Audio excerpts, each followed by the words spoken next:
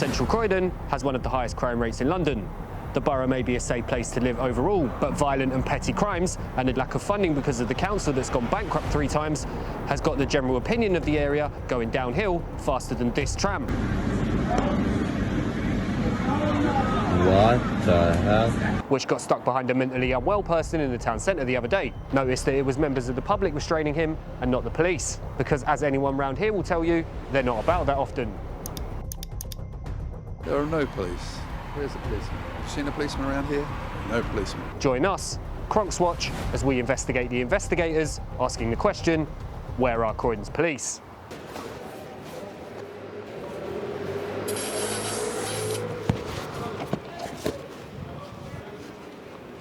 We're outside Croydon Police Station.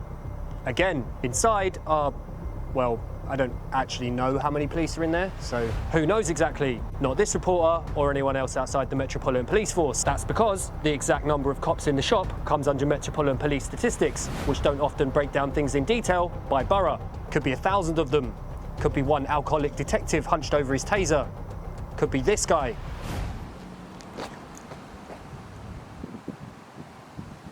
We do know that the Metropolitan Police Force has roughly 34,000 officers. 32 boroughs divided by 34,000 police equals roughly 1,050 police per borough.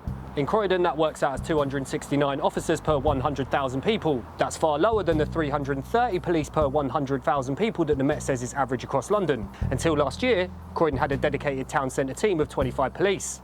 But predictably, funding for that expired, and Mayor Perry hasn't said anything about when it will be replaced. So, why are there fewer police per capita in Croydon, London's most populous borough, than any other? Well, that probably comes down to police allocation metrics. As we established in our previous video, the posher and leafier bits in the south of Croydon have a much lower crime rate.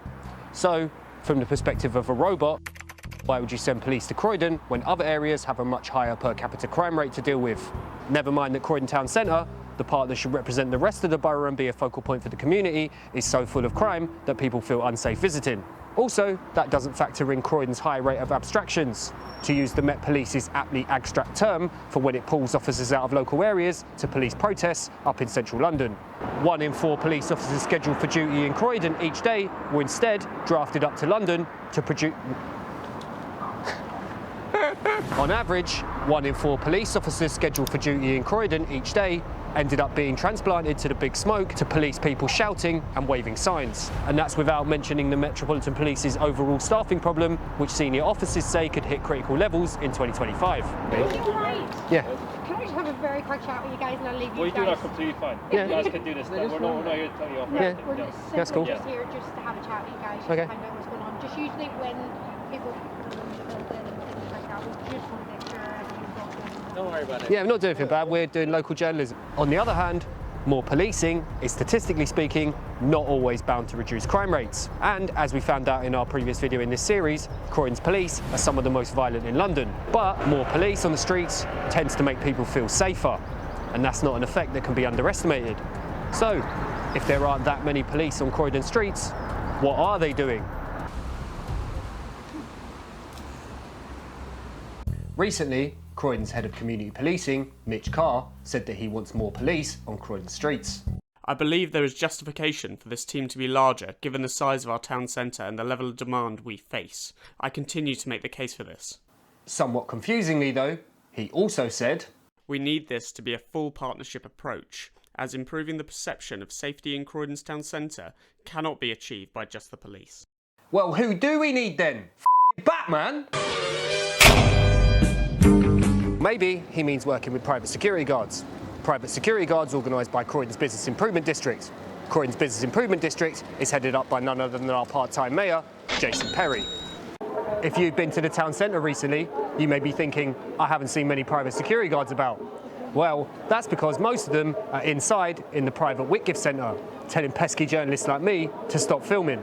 These private security are partly funded by a £150,000 grant given to Croydon Business Improvement District by the Home Office in 2023.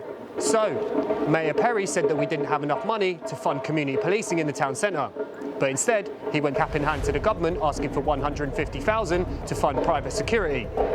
private security organised by his own non-profit business networking company, as well as the use of private policing. Superintendent Carr was probably referring to the rollout of the controversial facial recognition vans around Croydon in recent months.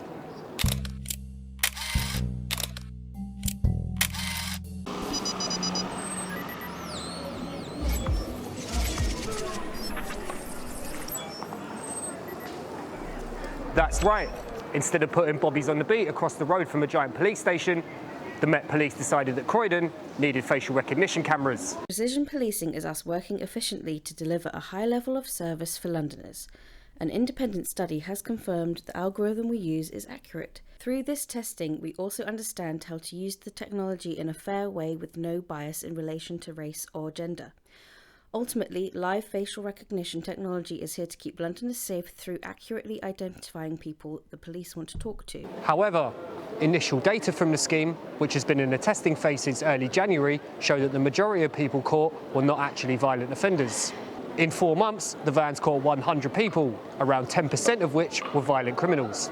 The cameras did catch a rapist, 4 or 5 people wanted for weapons offences, and 1 person with a crossbow on Croydon's High Street, which is good. But at the same time, 90% of the people that they identified were wanted for more minor offences. That included drug possession and unpaid fines. The Met's own research also says that the system is statistically more likely to recognise older people, because Beatrice, 72, is exactly the kind of person committing crimes in Croydon's town centre. The TPIR, True Positive Identification Rate, of 83% for the youngest quartile, the under-20s, is significantly lower than the TPIR of 90% for those aged 20 or over. Meanwhile, the TPIR of 93% for the oldest quartile, age 42 and over, is significantly higher than the TPIR of 89% for those in the 20 to 41 age group, said a very number-filled March 2023 report from the National Physics Laboratory.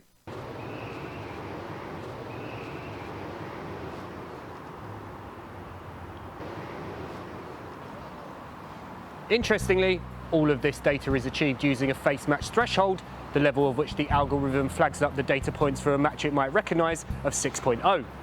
The research recommended that this be the setting for the system, as the accuracy drastically decreases if you let the algorithm live a little more loosely.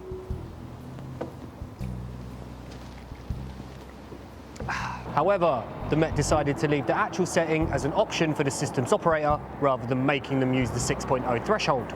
Because an officer under the stress of quantified policing targets would never widen the net on an investigative tool in order to make more arrests and be damned with the consequences. You're off the case, you're a loose cannon, McNulty! And that's not counting the potential for misuse by any corrupt, perverted or even murderous Met Police officers like some of the ones that have been outed in recent years. Whether or not it works for its intended goals, which is at this stage debatable, plenty of people are opposed to having their faces scanned on the regular by the police without having committed a crime. Police and private companies in the UK are increasingly using facial recognition technology to monitor, categorise and track us. This dangerously authoritarian surveillance is a threat to our privacy and freedoms, and it has no place on the streets of Britain. Unlike police tactics like stop and search zones or raids, there are currently no voted on laws as to when and where police can use facial recognition technology. Croydon South MP, Chris Philp, also jumped on the Orwellian spy train. Despite being so against ULEZ cameras, he's liked Facebook posts about vandalising them. Philp also wants to add more cameras, AI and drones to Croydon's policing mix. There are safeguards around privacy and accuracy. Any passer-by who is scanned and who is not on the watch list is immediately and automatically deleted. The system is governed by detailed rules set out by the College of Policing, and there is case law setting out the legal requirements of the system. This includes accuracy and no bias. The term case law does a lot of heavy lifting here. If, like me, you're not a lawyer, case law isn't exactly a law in the way you might think it is. Case law is basically an accepted legal precedent referring to past judgments on any matter to decide what is and what isn't allowed. So, if you're in Croydon or one of the other dozen or so cities in which they are currently rolling out this technology around the UK, the police can scan your mug without you having committed a crime and with very little legal oversight on how they do it. Sure, they've caught some violent criminals, and that's obviously a good thing. But is it worth having PCGPT all up in your grill every time you go to the local shops?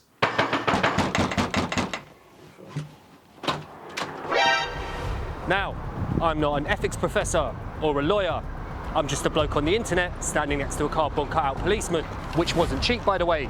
So please hit like and subscribe so I can afford to buy more storage space for all these props that I need for these visual gags. Oh no, he's going. He's going. It doesn't take an expert to see what's going on here. It seems to me that the powers that be have Croydon's police stretched thin, trying to be everywhere but ending up nowhere. A toxic mix of underfunding, data-led policing tactics, and politicians who'd rather spend on fancy tech than actually recruiting people has only exacerbated the economic and social issues that led to the decline of Croydon's town centre. Will the watchers watch this, or will they just keep on watching us as the town centre goes downhill on their watch? And as always, keep watching.